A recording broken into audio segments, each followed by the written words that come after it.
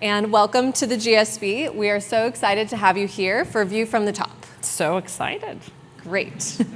Well, before we start, I want to do a quick poll. So please raise your hand if you have done a 23andMe test before. Wow. Okay, you have a strong market base here at the GSB. But there's a lot more that could be. I see opportunity. We'll have to survey at the end to see how many people are going to get it now. So I have done 23andMe as well, and I just wanted to ask you one question about my test results. Okay. So I do a lot of customer care support.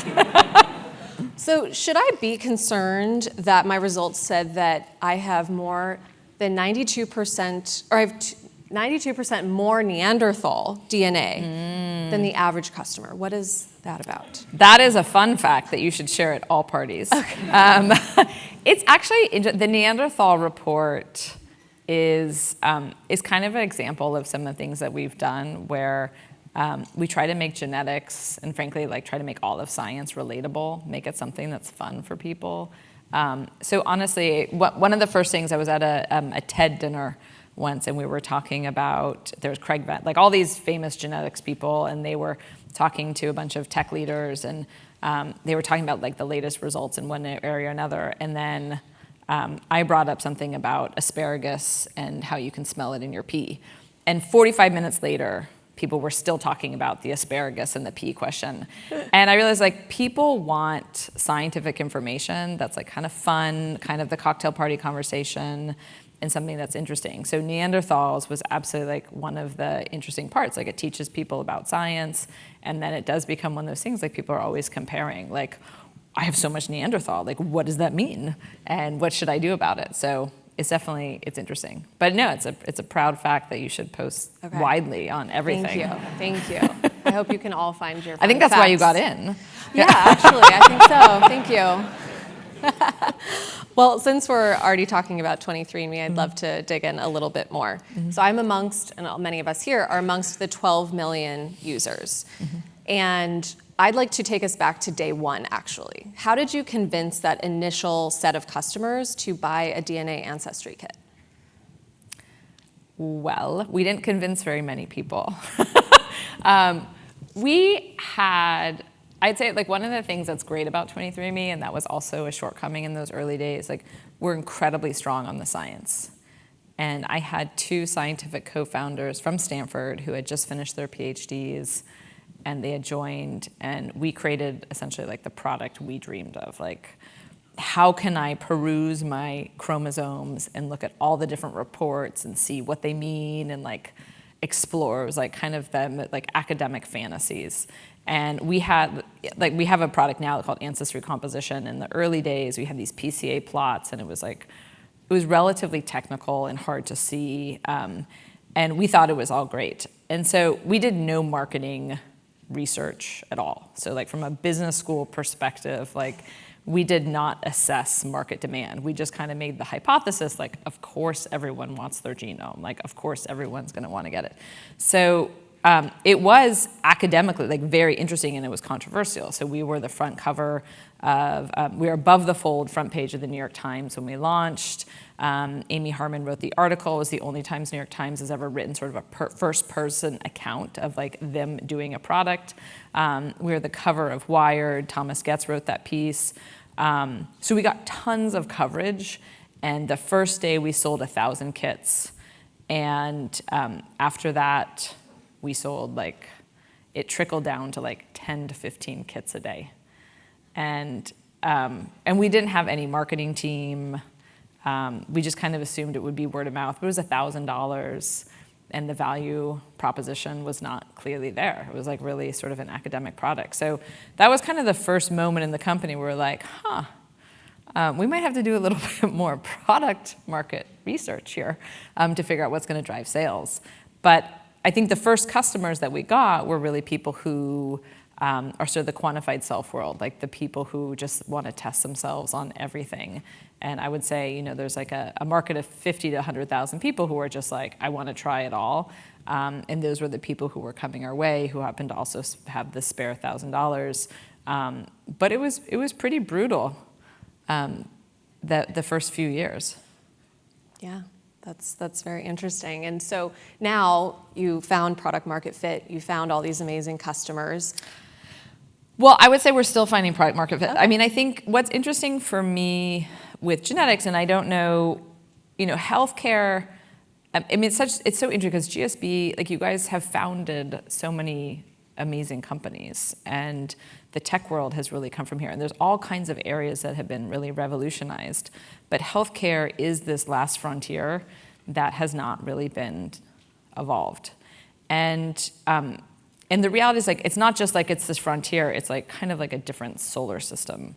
Healthcare doesn't operate in the same way. Like, it's not, we all use healthcare, but none of us are the customers.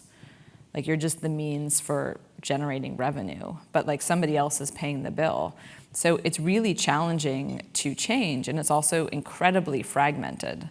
So in the tech world, when there's a new technology that comes out, it's usually rapidly adopted. Like, you look at like the, what's happened with machine learning and TensorFlow and all these things that Google puts out, like, it gets adopted relatively fast. And the human genome was sequenced, 20 years ago. And I would say, Nick, how many people have had their doctor recommend that they get their genome and use it outside of pregnancy or outside of cancer? Like, it's almost none. And so part of the issue we have right now is, like, genetics has still not been adopted by the existing system, and there's all kinds of laws for that reason. So, for instance, doctors, there's no profit motive for people to get this information.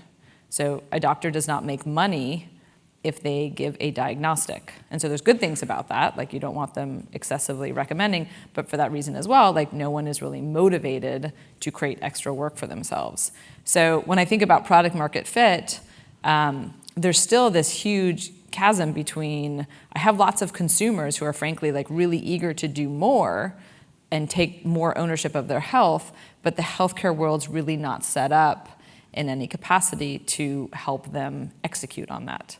And so, doctors are not trained on genetics, doctors are not used to, people coming in with more information, and frankly, prevention is not a reimbursed, part of medicine. It's like not, like if you, like, figuring out how you can exercise or how you should eat better is not something that you get from your doctor. You get that on your own. But frankly, like, that's a huge component of all kinds of prevention. So we're still working on product market fit and how you actually create a new industry that frankly is direct to consumer, and how you're inspiring people to take more ownership of their own health, but it's also an out-of-pocket expense. Yes. I think that's a very humble answer. You have 12 million customers, which is amazing. And I'd like to talk about those 12 million, because obviously selling kits is one part of the business, but then when you have these 12 million plus customers, there's a swath of data, of course, that comes along with that, and massive opportunity in the therapeutic space. So I'm curious, as you're moving to focusing really on that data, what gets you excited about all that data? Well, I mean, that is, like, for me, when I think about like starting the company, like, that was a huge part of my incentive and my dreams. I find it fascinating that we all have, like, all of life comes from a really simple code.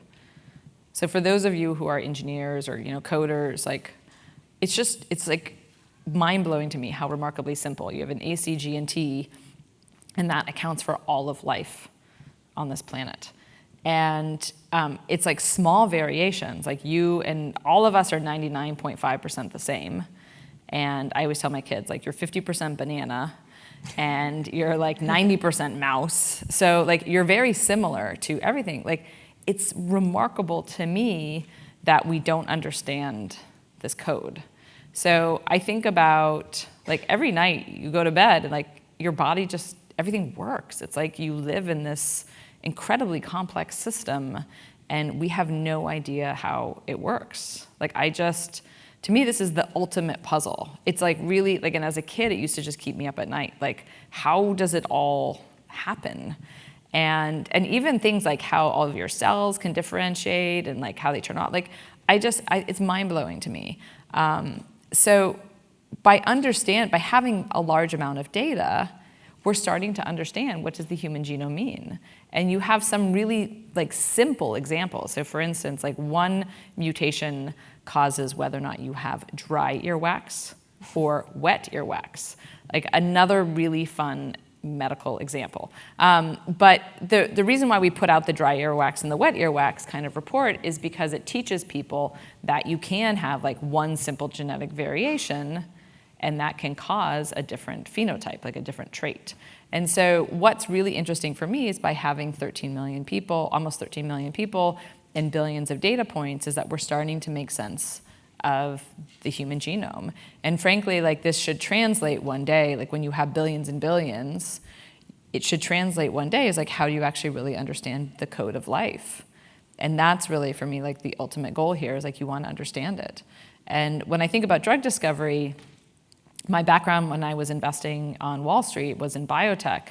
And biotech's a really, like it's amazing because the science is so interesting.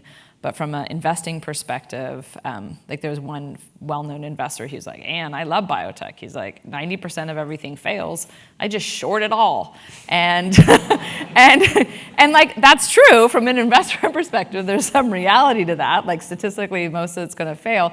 But for me, it's like, I want to create things that are going to work. I want to create things that are actually going to have an impact on people. So if you start with human genetics, you are more than twice as likely to be successful. So one of my hopes here was like to bring structure and a new kind of approach to drug discovery, so more of those drugs would actually succeed. And I think about, my dad's a physicist. We mentioned my dad's particle physics. Like my dad used to always complain. He's like, oh, you biologists, like it's so confusing. You're such a disaster. It's like all over the place. There's no structure.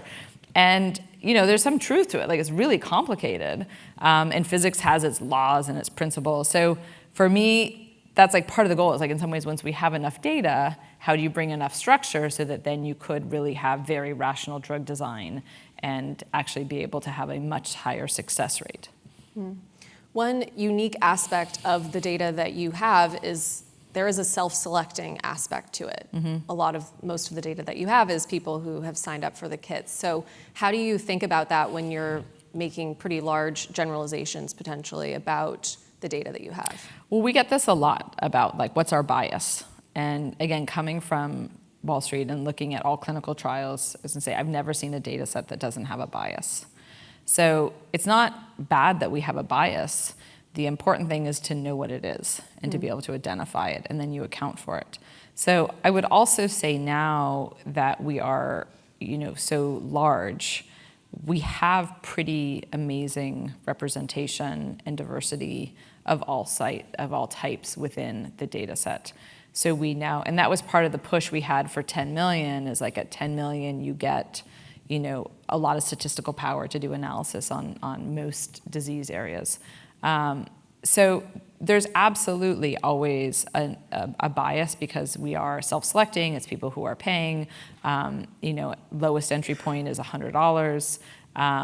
But we do attract people for very different reasons. And I would say the ancestry customers, which also do consent for research, coming in at a lower price point and are also interested in a different type of product than my health customers. So I would say, again, like my main thing is with data is it's important in some ways just to go for size. Like size really is the number one thing that matters. And secondly is like really understanding your limitations, but not like there's no such thing as the perfect data set. Right. Well, your intention around women and other disadvantaged groups and getting data around them is so important because there are not enough medical studies done on women and people in other groups. And so is that something that you think about as well as we a do. benefit? We think a lot about, most genetic studies have been done in European populations. Right. So that's one of the other things. Like we are still majority European within 23andMe, but the fact that we are 20-30% of 23andMe is non-European, that makes us the largest in the world of non-European genetic studies.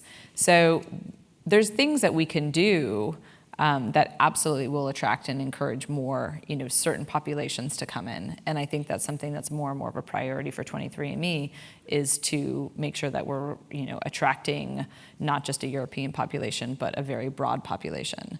And just to emphasize, I think people don't realize, in some ways, like studying Africa is one of the most important and exciting opportunities in genetics, because there's more diversity in Africa than there is in the rest of the world. And so there's going to be a tremendous number of really interesting genetic insights that come from there. So we're reaching a point. There's been all kinds of challenges before with the complexity of studying different populations, but we're getting to a point where we actually really have that opportunity to do a lot more in every population. And we think about ourselves, even as we put out a report, how do we hold ourselves to a bar that we're not just putting out content for a European population, but putting out content for all different communities. I'd like to go back to what you were saying about marketing and how it wasn't initially a huge focus. And in 2013, you unexpectedly got a note from the FDA to discontinue marketing of the tests. We do a lot of crisis management case studies here at the GSB, and I'm curious, if you did, who was your first call and what advice did they have for you? Oh, good question. I love, so it's definitely one of the parts when I speak at Rob Siegel's class, it's like one of the key things. I love him asking the students, like, oh, was it Silicon Valley arrogance or ineptitude? And I love always hearing people talk about us. And I just did another talk, the Innovator's Dilemma, where also there's really this sense is like, oh, you were so inept. And so what people don't realize on 23, we did get a warning letter. I'm almost proud to say, it was one of the most well-read warning letters ever. It was definitely, and partly it was an unusual warning letter because it was so angry. What's interesting is when 23andMe was started, like I said, we were very academic, and we were also very, because we were academic, we hired Joanna Mountain, who came from Stanford. She was an assistant professor here. We had an IRB. We thought through a lot. We engaged with ethics, like Hank Greeley, who still doesn't really love us, but we engaged with him. I come from an academic background. I love debate. Tell me more. What can I do? Where am I wrong? So we totally engaged. And one of the first people we had called was David Kessler, who was the former commissioner of the FDA. So he's clearly very experienced.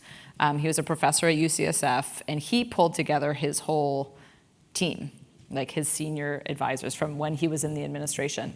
And we sat down and were like, are we a medical device? And we really debated this. It was a whole debate with his team, what are we? And concluded we're not a medical device. And in those early days, it was kind of a question, you have the right to own your genome.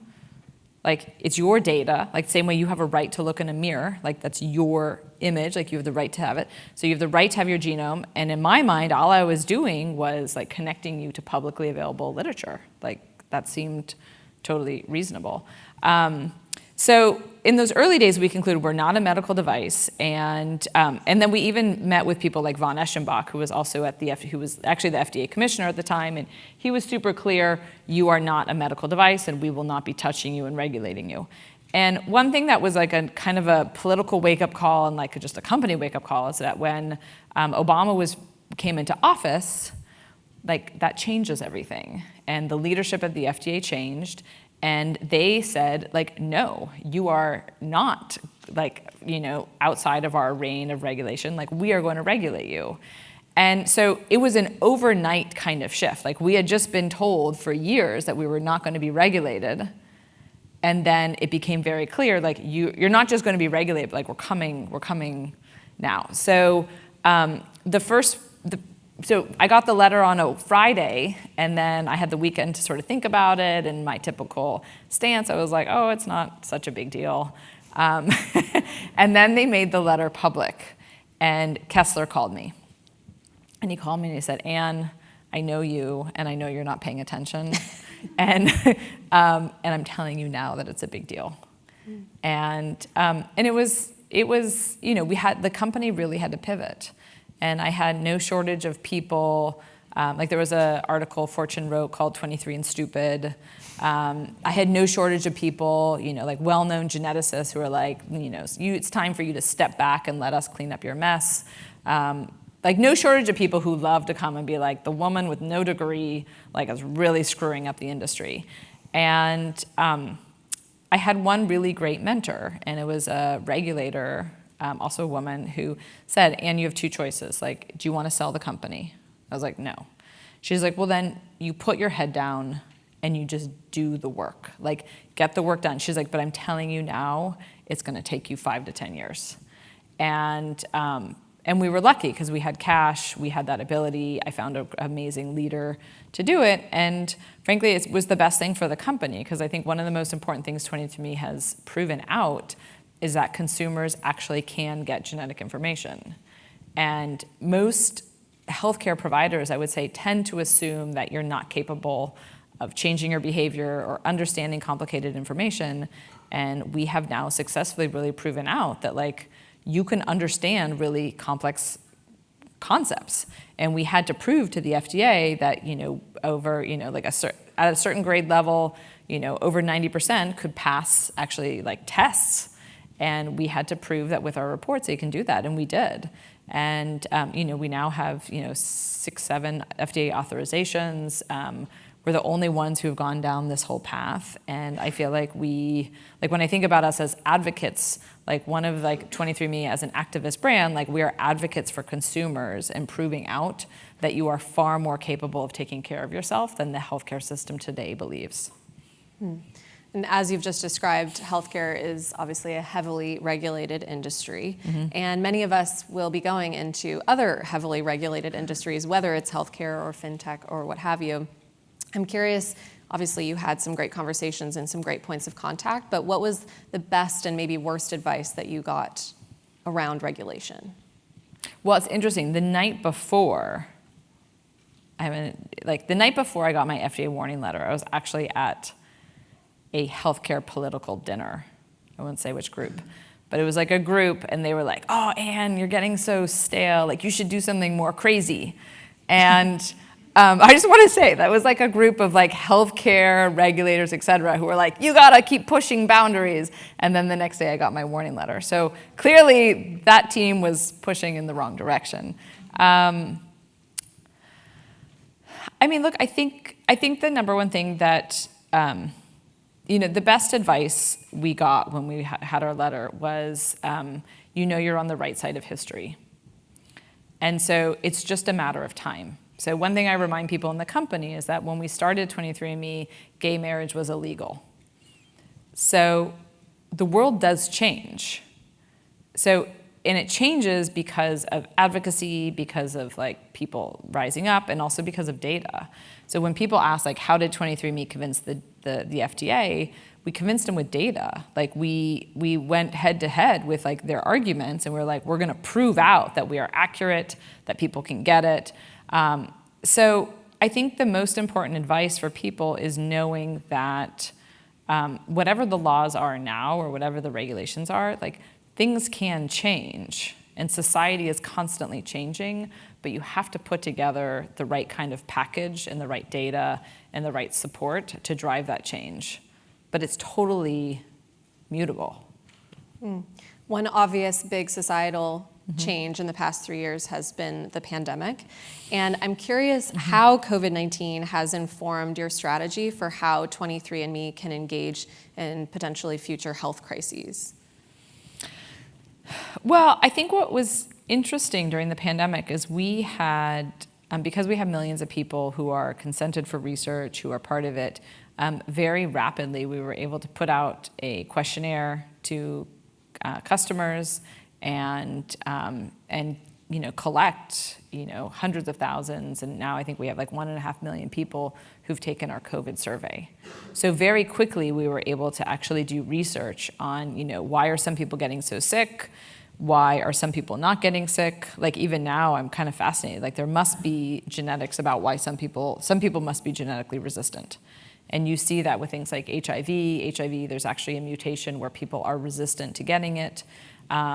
So we have the ability to very quickly survey millions of people and get information about them. So in this day and age, like, it's kind of remarkable that there's no nationwide surveillance system for public health, and we have that ability now to really do that. Another aspect of COVID that changed how leaders interact was I heard a lot of CEOs having text chats or email exchanges with other business leaders. And I'm curious how you potentially leaned on other business leaders and what kind of maybe business community that you formed. It's actually, it's been, I mean, in some ways it's been kind of nice. Like I never had really the CEO business community before, but I feel like there's now where I do see more CEOs and we all have kind of like that same pain point of like, oh, it's really hard. And like specifically like right now it's really hard. Like it's a really tight job market. So people all want a lot more money and they, return to office is super complicated. Like, is it hybrid? Is it in person? Everyone wants something different. And then the stock market has really collapsed. And so there's just a tremendous amount of uncertainty. And also like, how do you develop culture in like a Zoom environment? Like you can't, like you all saw what it was like going to school in a Zoom environment. Like it's not fun. And so like being in like having your office be a Zoom environment is also not fun. So I think it's super complicated. So like right now it's actually really, it is fun. It's kind of relieving with other CEOs to be like, oh, like none of us really know what to do. And so there's comfort when, like we all have that pain of like, it's hard. And like all the market dynamic, like everything is about being redefined. Like the whole, like work environments are never going to be the same. And so how do you really have a hybrid environment? So that's been like the number one thing I think for me. And even at different policies, talking to companies about like, what are you doing for return to office? Or are people coming in? Like, how do you manage vaccinations? Like everything has been sort of nonstop of, helping manage. And then also we've had all kinds of social unrest. So like also then how do you manage, George Floyd and, now you have Roe versus Wade, like all of like political issues are also now really rising up to, really occupy people's minds. So how do you actually, also have a company and, in the background have such political issues? So I do think that as the world's gotten more complicated, there's been more bonding over, it's complicated. Yeah. So much of what we learn at the GSB is around collaboration and doing projects together and everything. So I think it's really nice to hear that continues even when you're at the top. Yeah, I mean, I think it's important to always reach out. I mean, I think that's one thing I just always like. I have to say, LinkedIn is amazing in this capacity. Like, it's so easy to connect with people now, and it's so lovely to go cross industries. So I do think that people are particularly interested. Like, it's so dynamic right now. People are particularly interested in hearing different viewpoints. So I do think it's like a particularly receptive time. Mm-hmm. You mentioned company culture briefly, and every single guest that we've had on stage has talked about company culture. It's obviously very important. And how were you intentional about setting the culture at 23andMe? Well, I had coming from Wall Street, and again, I lived in Wall Street during like kind of the craziest era, like 99, 2000. Like most of you probably don't remember this, but it was really Wolf of Wall Street. Oh yeah, for sure. Like I have, I mean, there's like there's like experiences when I see that, or even when I watch Billions, I was like, so parts of Billions are based on real experiences. Like there was one episode I was watching, I was like, I remember when that happened. Like there's just like, and they got down to the specifics of specific trades, like trades and information. Like it was a totally crazy time. So in some ways, having that experience, like I learned a lot of things of what not to do. And I have one boss who was in jail. And like That's a good start. Okay. I always say, I was like, well, there's no better way to experience what not to do than, living that. And, I had another boss who would get so angry and would slam phones into the wall. And so it was also an interesting time, like watching Google start and Google being like really fun. Like it was super supportive. It was really quirky. They like hired my sister when she was pregnant. People wore whatever they wanted. Like they were always rollerblading. Sergey and Larry were always rollerblading into meetings. So it kind of opened up the door. Like, I do credit them. Like, they opened up the door for having different types of cultures. And I've never been a person who likes veneers. Like, I have this like issue. Like, I really hate things that are fake. And so I don't like commercials for that reason. And I don't like, like a plastic office place where everyone's like dressed up nicely. Like, I feel like it's a veneer. So having a culture that was authentic was really important to me, and having a culture where people felt really comfortable, and you had diversity. Like, we're a genetics company. Like, we support diversity. Like the world is amazing because of diversity. So like, we want to support diversity. I have always said, and I realize this with myself, is like, you hire extraordinary people, but extraordinary people are not extraordinary every day. And so we're a team. And so for that reason, like, if you get sick, someone can cover for you. Or if you're just like having a bad month, like, the team, like, it doesn't sync everything and people don't get mad at you. Like, we are a true team. And so I've always wanted to have a culture where we have extraordinary people, but like, it's truly supportive and we have this diversity. And kind of like an academic environment, like, you're always learning. Like, you have this humility of like, I know nothing. Like, I still to this day, like, feel like I know nothing. Like, I'm always just trying to learn. And I look at my scientists and others, like, there's always really, that humility is just so important. So I think that's, like, when I think about culture, it was really about authenticity and, like, truly supportive. And supportive really, if I want to hire people and have them with me for 10 or 15 years, you have to be flexible with like work-life balance. You have to be flexible as people have other issues. So like a real balanced environment, and one that was like really like hire humble people who like are super eager to learn from each other. And for that reason, I have like really great marketing people who know nothing about therapeutics, and like therapeutics people who know nothing about, CAC to LTV, like that. Like, it's so interesting to learn. And so I always tell people, like, join 23andMe and you should take advantage of the fact that you're like constantly learning really interesting different things. So culture for me, I think has to be really intentional. And I think it's really important for me to have a positive culture where it's like supportive. And I'm really proud of like the number of people who have left 23andMe and gone off to start companies. And especially a huge number of women who've done it. And they, again, also are really focused on creating a positive culture. So it spreads. Is there maybe a little specific norm or practice that you think represents the culture well?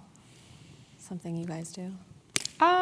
We're very focused on exercise. Like, so I never dress like this. I only wear, it was like a big debate for me, like, do I wear my shorts? So I wear shorts, t-shirts, and my running shoes every day. And I totally terrorize people who take the elevator. And I wanted to put up the signs. There was a study that came out about like, hey, like you're sitting in the elevator, but like if you had just walked up those stairs, like it would have added like 30 seconds to your life.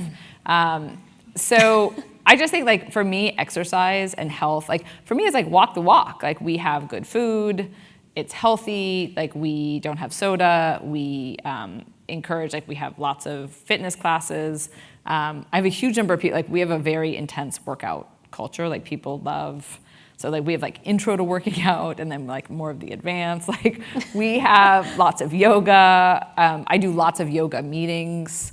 Like we just like, KQ would be, we'll put the notes on the floor and then you like downward dog and you read your notes, hold one hand, you're in plank. I mean, I think you can be super creative with that. But I would say like that's, like I think a hallmark of our culture is the authenticity. Like you can be you and you don't have to, like there's no veneer that you're trying to put on. And the best thing about being authentic too is like you make mistakes all the time. And then people, frankly, I think trust you more when you make mistakes. Yeah, absolutely. Well, so many of us here are in healthcare, but many of us are not. So I'm curious from your perspective, what is a trend in healthcare today that we should all be aware of? Well, I think the trend that's hard to ignore is the rise of virtual. So when I first went to Health 2.0, it was like a scary set of companies. It was just, I I mean, this is probably 12, 13 years ago. It was like the bar, like it just was not starting yet. And it was just not starting yet. So now, and even pre-pandemic, we used to meet with all kinds of companies that were, virtual pharmacy or virtual telemedicine, and it was like such a niche. And 23andMe had talked about like, should we get involved in these areas? And I was like, like the last thing we need to do is like pioneer another whole path. But the reality is like pandemic made virtual a requirement. Like it totally, like it's overnight you had to start using virtual care, and pharmacies and laws changed. So I mean, there was an incredible opportunity. Like this is an example where regulation really changed and it opened up a huge sector. So virtual is really interesting. The thing I'd point on is like almost all of these virtual companies are focused on employer and health plan-based care. And that to me always feels odd. Like if you go and you join Amazon for 2 years and you're pre-diabetic and you have a program, like why do you lose access to that program if you change jobs? Like why your healthcare is with your employer, like really doesn't make sense to me. So part of what we've always tried to do is like create a world that's outside, like that you control, that's outside of the system. And I would say another trend is that more and more is truly going towards your own empowerment, meaning there's an act called 21st Century Cures that empowers you to be able to get access to all of your health records and move them around. And they're not making it fully easy yet, but it's coming, where you should be able to own all of your records. But there's also now price transparency. Like there's really interesting companies now surfacing that you can actually like know if you need to go and get a mammogram, like what does it cost? So in the past, I would call around and try to get direct-to-consumer pricing for something, and it was impossible. And now it's actually like these laws are in place to actually like force it. So I'm a huge proponent. I think there's like really exciting direct-to-consumer worlds, and most companies are still focused on employer, and I would say, or like the Medicare populations, but I would say that there's a huge opportunity on direct-to-consumer, and people, it's just harder, because I think there is like a real shift that people have to get educated on. And I think one thing, again, just to emphasize on healthcare, and again, privacy is top of mind for lots of people. People don't realize that if your insurance company pays for you to do a procedure or something, they then know that, and they own that information. So if you don't want your physician or your insurance company to know something, then you should self-pay. And so part of, again, like 23andMe, I always say, is like proudly not HIPAA compliant, because it actually forces us to get your real consent versus like HIPAA now. Like frankly, even like I'm always criticizing Stanford for this, like you don't have a way of opting out of their HIPAA form. So that means they can take, like I just went to a doctor the other day and they mandate taking your picture, and you have to sign a consent form that they can do anything they want with it. Like, really? Like, can you imagine that if Facebook's like, I'm gonna take your picture and then I have the ability to do anything I want with it, and you have to consent for that? Like, that's outrage. So I do think like people, like privacy in healthcare, people don't fully understand it. And you have GDPR and the California Privacy Act, like that's happened for the tech companies. But I think there's gonna be a change at some point in healthcare. People just haven't woken up to it yet. But there's like a really terrifying world of like how everything, all your health information is shared that you just don't know about. That's very helpful advice. And speaking of advice, half of us in this auditorium are actually graduating in 3 weeks, including myself. Wow. And many of us have been considering or are going to be pivoting their careers. You've pivoted a few times, and I'm curious what lessons you have to share with us. I think pivoting is the best thing ever. I think it's so, it's so interesting to learn different areas. Like, I don't know if you knew Larry Lessig, who used to be at Stanford, who ran like internet law, and then he was just like one day like, I want to learn about corruption, and he moved to Harvard, and he's like, I'm going to become an expert in corruption. And it's so great. Like, to do the same thing all the time is just boring. So to do totally different things, like the world is so interesting, you should absolutely keep pushing yourself to just keep like pivot and do interesting things. I always encourage, I mean, I try to keep most people at 23andMe, but when someone's actually been there for a while and they want to try something else, I'm like, yeah, you should quit and like do something new. Like the world is so interesting. Like never shortchange yourself on like going and exploring. You guys are all like super, I mean, it's an amazing talent pool. Like everyone can go and get interesting job. Like you owe it to yourself to go and have that exploration of totally different types of careers. And frankly, I feel grateful to my parents who, when we graduated college, there was no push to go and get a single job. So like I worked as a nanny, I worked in, I temped, I worked in all kinds of different random areas.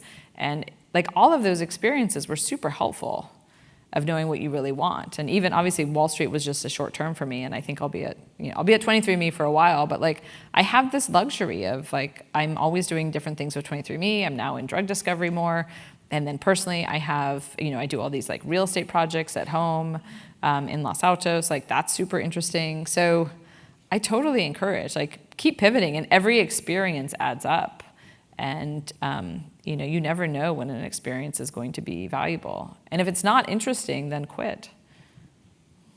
Great. Well, that was definitely an answer I needed to hear. Yeah. So thank you. Definitely. Well, thank you, Anne. I deeply admire the conviction that you've had throughout your entire career. And I know all of us here are excited to see how you and 23andMe will continue to change the world. And I have more questions, but I know we have some questions in the audience, so Okay. I'd like to turn it over to them. Great.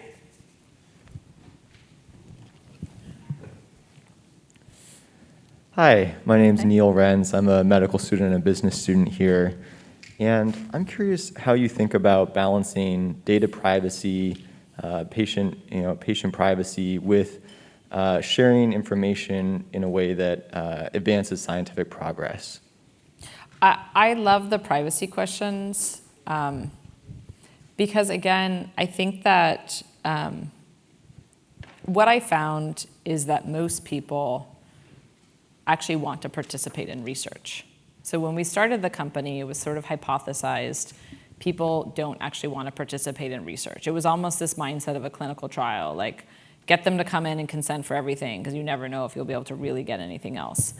And I looked at things like Susan G. Komen and Livestrong and like all this enthusiasm to do walks. Like people really actually want to make a difference, and even bone marrow drives and such.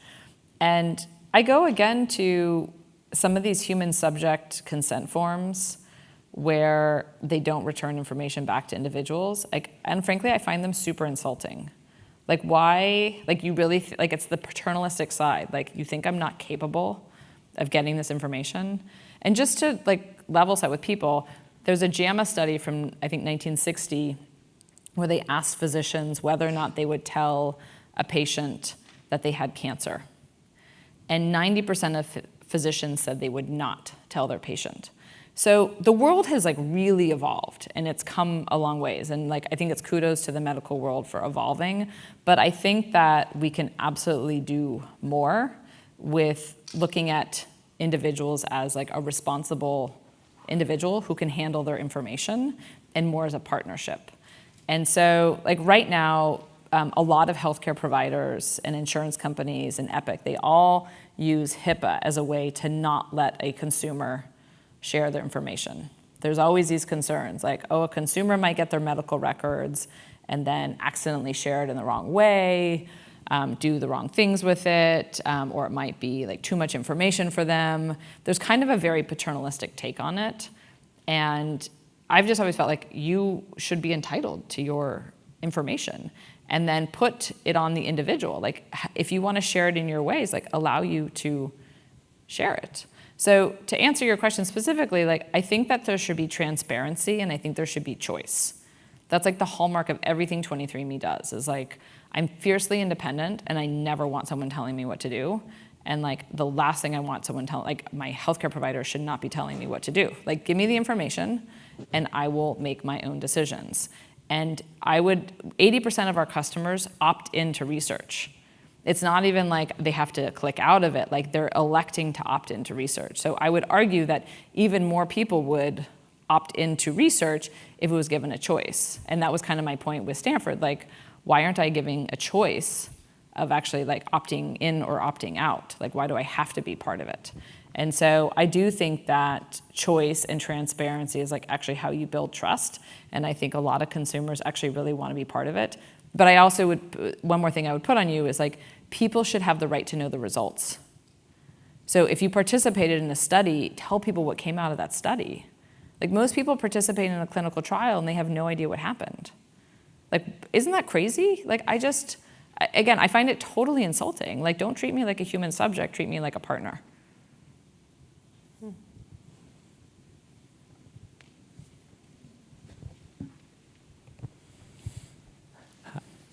Hi, I'm Harshit, and I'm from India. I'm studying business here. Mm-hmm. I want to understand how you have used, or maybe how you have insights from genetics on racial inequality. Yeah, looking at diversity. I mean, so it's a question, like there's lots of complexity to your question. Like, I would say a couple things. Like, one, when we started 23andMe, we never expected that we were going to be in the dialogue about race. Like, we got into it for research and all these things, and like suddenly we're about redefining race. We absolutely can see, like, we had one really interesting publication where we asked people the definition of African American. And you can see how people in the South might have 10% African DNA, and they do not identify as African American. And you have people in Seattle who have 0% African DNA, and they identify as African American. So even defining like what you are in your environment, where you're, like, it's super complicated. So there's absolutely aspects that I think 23andMe can have an impact on by helping understand, genetic ancestry and likelihood to respond to medication or likelihood to have an issue. So for instance, there's someone named Carlos Bustamante at UCSF, and he does phenomenal research in the Latino population and asthma. And he has seen, like, there's certain medications that people should never take in the Latino population, but why are they prescribed? And you have another example where in Hawaii, the state of Hawaii does not allow the sale of Plavix. Like, Plavix is, again, it's a well-known, it's an anti-clotting drug, and it's because so many people in the state don't respond to the medication. So I think one way, like, again, it's racial and health inequity is a huge issue, but I think one thing that you can actually start to do is really understand, like, not racial profiling people, but really understand your genetic ancestry and what the mutations are that you have, and then whether or not you have a predisposition for a condition, and should you be managed in a different way, or whether or not you have a predisposition to, like, not respond or likely to respond to a medication. So I do think there's a ton of opportunity to have improvement. And again, racial profiling is the only, it's the last area where it's acceptable is in healthcare. Like, it's the first line of every medical record. 45-year-old white male comes in. Like, that's something I think that we actually really have the opportunity of changing.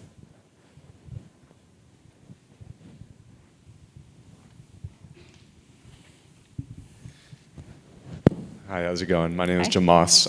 Like Anil, I'm also an MD MBA student. Ooh, I love it. I worked in a Huntington's disease clinic for a year before medical school, and a lot of times the genetic results that they would get was some of the most devastating news they could ever hear in their entire life. And how would you respond to people who believe 23andMe should have a more thorough, informed consent process before releasing information about, like, BRCA1 mutations, for instance?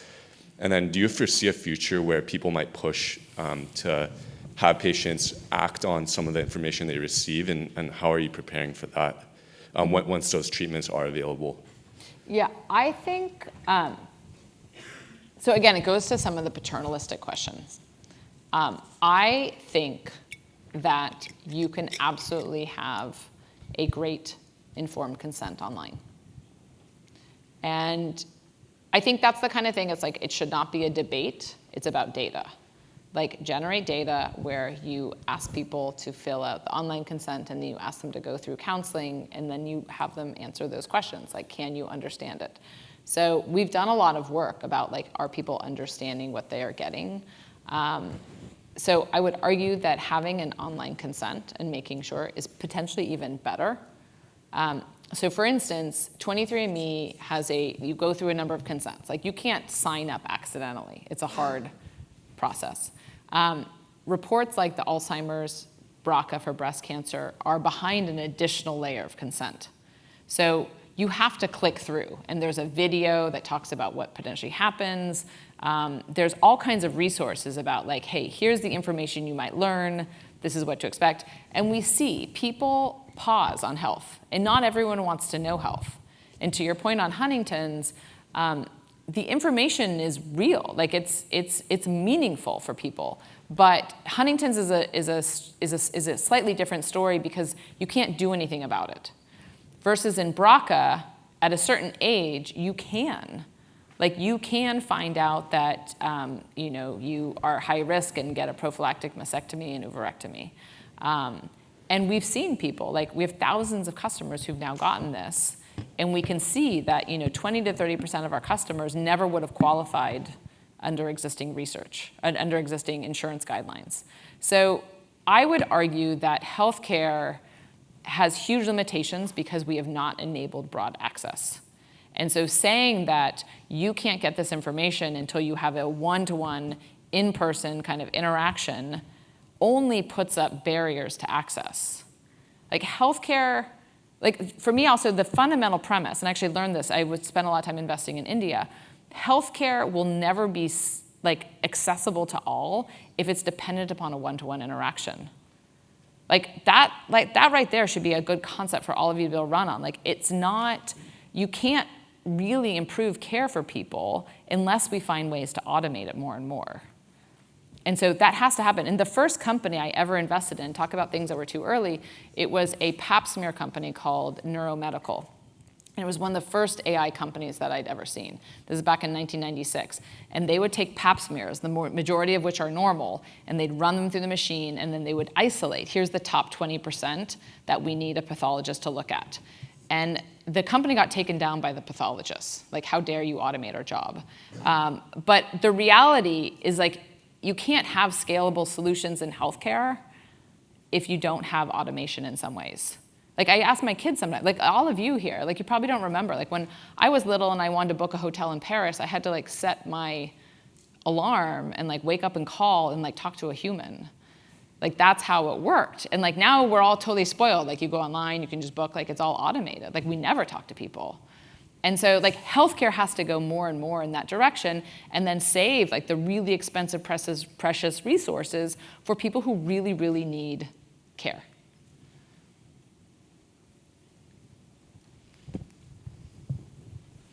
We have time for one more. Hi, I'm Brianna. I'm a geneticist and actually a law student here. And so talking about privacy and consent, the thing that's different about genetic information is it's not just about you, it's about your family.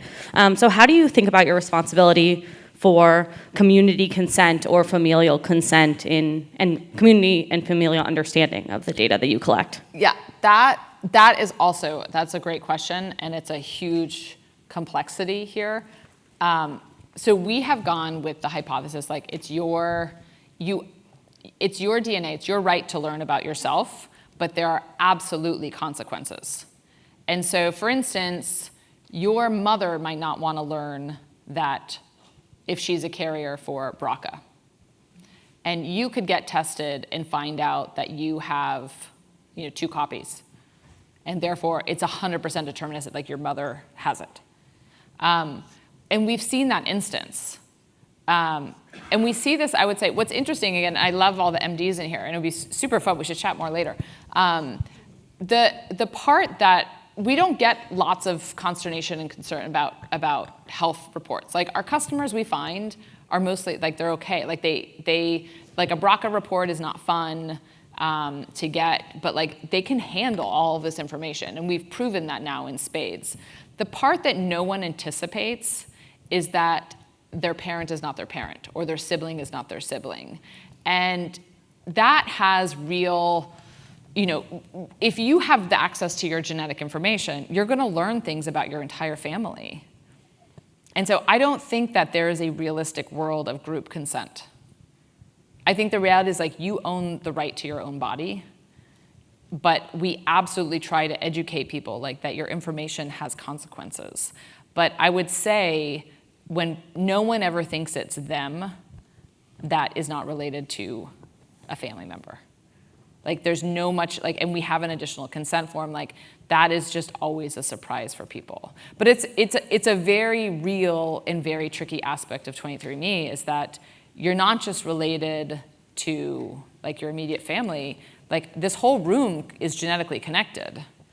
And so any number, like you could probably take some percentage of this room and kind of connect everybody. So I totally real, and that's, in some ways there's the inspiring part for research in that like we really are all in this together. So like if you want to solve like the mystery of the human genome and you want to solve, you know, like the genetics of various disease and what does it really mean to be well, it is within the power of all of us coming together. But there's absolutely has to be some of the ethics and like the consent of like how are we actually all getting together. And that's where I said like there's, and Stanford is like again Hank who is again engaged with us quite a bit. But there's really interesting questions around this, around ethics. And that's why, again, I'm eternally grateful to Joanna Mountain. When she came from Stanford, like she was absolutely a thought leader in ethics. And like when I always think about the difference between 23andMe and other companies, like Facebook didn't start with like a consent form. Like I know they have a research team and other things, but like there's no consent that's part of it. Like 23andMe from day one had consent and engaged with ethicists and like really thought through and recognized there's consequences. But in some ways, like the guiding principle for 23andMe is transparency and choice. And whether it's like transparency in yourself, it's like choice, whether you want to get your genetic information, choice if you want to participate in research, choice if you don't want to do all these things. Like, and I think that's one of the issues I have in healthcare is like most times you're not provided choice and you're not provided transparency. Well, thank you, Anne, for your leadership and your wisdom, and thank you all for coming. That concludes You from the Top.